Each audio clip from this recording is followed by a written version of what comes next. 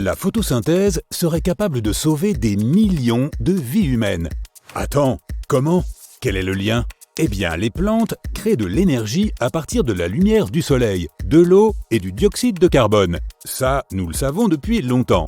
Il s'avère que la compréhension détaillée de ce processus pourrait aider à trouver un remède contre le cancer.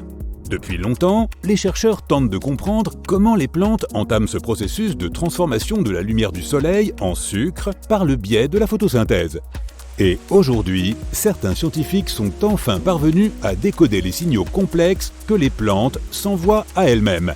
Depuis de nombreuses années, les botanistes savent que le noyau d'une cellule végétale est tel un patron qui donne des ordres aux autres parties de la cellule. Pour ce faire, ils créent des protéines qui indiquent aux autres parties ce qu'elles doivent faire. Si ces protéines ne sont pas présentes, la plante ne peut pas pousser ou verdir. Mais il existe des centaines de protéines différentes dans le noyau, et trouver celle qui indique à la plante de commencer la photosynthèse a été un énorme défi. C'était comme essayer de trouver une aiguille dans une botte de foin. Mais aujourd'hui, le professeur de botanique Meng Chen et son équipe ont réussi à trouver 4 de ces protéines et à documenter l'ensemble du processus. En résumé, l'équipe du professeur Chen a découvert de nouvelles protéines qui aident les plantes à entamer le processus de photosynthèse, lequel transforme la lumière du soleil en énergie pour la croissance. Ces protéines font partie d'un processus complexe qui se déroule dans 2 pièces différentes de la cellule. Elles aident les différentes parties de la plante à parler entre elles afin qu'elles puissent travailler de concert pour produire de l'énergie.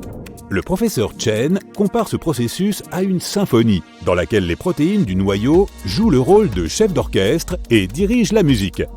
Ces chefs d'orchestre sont appelés photorécepteurs, ce qui signifie qu'ils réagissent à la lumière et activent les gènes qui déclenchent la photosynthèse. Cependant, ils doivent communiquer avec d'autres parties de la cellule qui sont éloignées, comme des musiciens jouant dans des pièces différentes. C'est là qu'interviennent les 4 protéines nouvellement découvertes. Elles aident les chefs d'orchestre à envoyer des messages aux autres parties de la cellule. Cette recherche a été financée par les Instituts américains de la santé qui espèrent qu'elle permettra de trouver un remède au cancer. En effet, les chloroplastes, partie intégrante des cellules végétales responsables de la photosynthèse, et les mitochondries, qui génèrent l'énergie chimique dans les cellules humaines, présentent certaines similitudes. Elles sont toutes deux importantes pour générer de l'énergie en vue de la croissance et contiennent également du matériel génétique. Les scientifiques ont étudié les processus de communication interne à l'intérieur de la cellule. Ils ont découvert que lorsque quelque chose ne va pas avec les petits organes à l'intérieur de l'une d'elles, connus sous le nom d'organites, ils envoient un message au noyau qui agit comme le centre névralgique de la cellule. Cependant, nous ne savons pas grand-chose sur la manière dont le noyau envoie ces messages aux organites. Le professeur Chen pense que la façon dont le noyau communique avec ceux-ci à l'intérieur des plantes est similaire à celle des animaux. En étudiant la façon dont le noyau communique avec les chloroplastes, nous pourrions apprendre comment il contrôle également les gènes mitochondriaux. Et le dysfonctionnement de ceux-ci peut entraîner des maladies graves comme le cancer. Nous pourrions donc apprendre à réguler ces processus et ainsi peut-être trouver des moyens d'inverser la maladie. Il est important de comprendre comment la photosynthèse est régulée, car cela pourrait être exploité bien au-delà de l'étude des maladies.